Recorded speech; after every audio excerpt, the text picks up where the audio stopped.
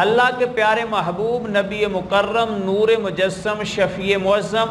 صلی اللہ علیہ وآلہ وسلم نے فرمایا لن یتفرقا حتی یارد علی الحوض، قیامت تک آنے والے لوگوں یہ قرآن اور میرے اہل بیت دونوں کبھی بھی آپس میں جدا نہیں ہوں گے۔ قرآن اور اہل بیت دونوں ساتھ ساتھ رہیں گے۔ یہی وجہ تھی کہ جب ظالموں نے آقا حسین علیہ السلام کا سر تن سے جدا کیا اور نیزے پہ چڑھا دیا تو اب سر انور سے قرآن مجید برہان رشید کی تلاوت کی آواز آ رہی تھی۔ آپ بتا رہے تھے کہ لوگوں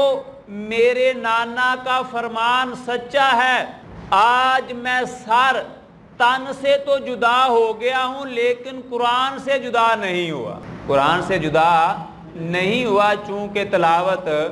ہو رہی ہے، تو اس لیے اللہ کے پیارے محبوب نبی رحمت نبی مکرم نور مجسم شفیع معظم صلی اللہ علیہ وآلہ وسلم نے فرمایا یہ قرآن اور میرے گھر والے کبھی بھی آپس میں جدا نہیں ہوں گے